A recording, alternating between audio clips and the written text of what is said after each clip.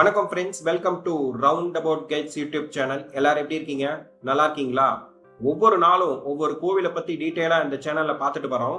இன்னைக்கு நம்ம பார்க்க போற திருக்கோவில் கோயம்புத்தூர் அருகில் உள்ள அனுவாவி அருள்மிகு சுப்பிரமணிய சுவாமி திருக்கோவில். இந்த கோவிலை பத்தி டீட்டெயிலா தெரிஞ்சுக்கலாமா? இத்தல முருகன் சுயம்பு மூர்த்தியாக அருள்பாலிக்கிறார். கருவறையில் வள்ளி தெய்வானையுடன் முருகப்பெருமான் நின்ற கோலத்தில் அருள்பாலிக்கிறார். சுயம்பு மூர்த்தியாக அருள்பாலித்த சுவாமியும் தலவிருட்சமாக இருந்த 5 மாமரங்களும் கடந்த 1957 ஆண்டு ஏற்பட்ட இயற்கை சீற்றத்தால் அடித்துச் செல்லப்பட்டது. அதன் பின் புதிய கோவில் அமைக்கப்பட்டு 1969 கும்பாபிஷேகம் செய்யப்பட்டது. மலை அடிவாரத்தில் இருந்து 1 கிலோமீட்டர் தூரத்தில் கோவில் அமைந்துள்ளது. 500 படிக்கட்டுகள் ஏறினால் கோவிலை அடையலாம். மலைக்கோவிலுக்கு முன்பாக இடும்பன் சன்னதி அமைந்துள்ளது. கருவறையில் வள்ளி தெய்வானையுடன் முருகப்பெருமான் நின்ற கோலத்தில் அருள்பாலிக்கிறார்.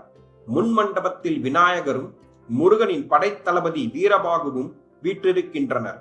ஆஞ்சநேயர் வடக்கு நோக்கி அருள்பாலிக்கிறார். நவக்கிரக சன்னதி உள்ளது. சிவபெருமான் அருணாச்சலேஸ்வரராக அருள்பாலிக்கிறார். இங்குள்ள ஊற்று நீரின் ஆரம்பம் எங்குள்ளது என்பதை இதுவரை கண்டறிய முடியவில்லை.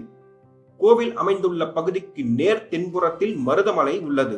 மலைப்பகுதி வழியாக ஏறி இறங்கினால் மருதமலையை அடையலாம். குழந்தை பாக்கியம் வேண்டுபவர்கள் 5 செவ்வாய்க்கிழமைகளில் வழிபாடு செய்கிறார்கள். இதில் சூரிய உதயத்திற்கு முன் தொடர்ந்து சில நாட்கள் குளித்தால் மனநோய், தோல் நோய் அகலும் என்பது நம்பிக்கை.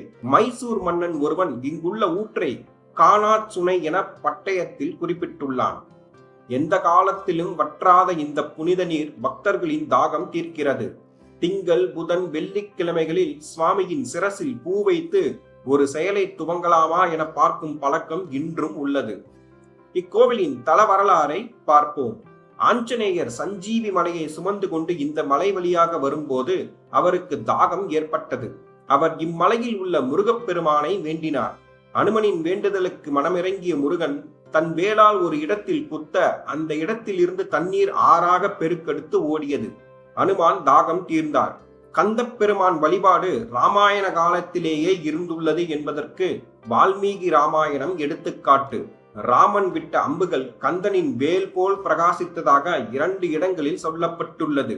இந்த ஊரின் பெயர் காரணம் பற்றி இப்பொழுது பார்ப்போம். அனு என்றால் ஆஞ்சநேயர், வாவி என்றால் ஊற்று, நீர்நிலை என்று பொருள். அனுமனுக்காக தோன்றிய ஊற்று ஆதலால் இத்தலம் அனுவாவி என்று பெயர் பெற்றது. தற்போது அனுவாவி என்று மாறிவிட்டது. அனுமனுக்கு குமரன் அருள்பாலித்ததால் அனுமக்குமரன் மலை என்ற பெயரும் உண்டு. இக்கோவிலின் மூலவர் சுப்பிரமணியர், தலவிருட்சம் மாமரம்.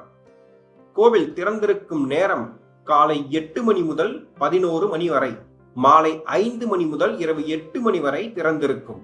இக்கோவில் கோவை உக்கடம் பஸ் ஸ்டாண்டில் இருந்து அனுவாவிக்கு டவுன் பஸ் உள்ளது. காந்திபுரம் பஸ் ஸ்டாண்டில் இருந்து ஆனைக்கட்டி செல்லும் பஸ்ஸில் ஏறி அனுவாவி கோவில் பிரிவில் இறங்கி 2 கிலோமீட்டர் தூரம் நடந்தாலும் கோவிலை அடையலாம். அருகிலுள்ள ரயில் நிலையம் கோயம்புத்தூர், அருகிலுள்ள விமான நிலையம் கோயம்புத்தூர். மீண்டும் ஒரு நல்ல பதிவில் உங்களை சந்திக்கிறேன். இந்த வீடியோ உங்களுக்கு பிடித்திருந்தால் லைக், ஷேர், சப்ஸ்கிரைப், கமெண்ட் செக்ஷனில் கமெண்ட் செய்யவும். நன்றி, வணக்கம்.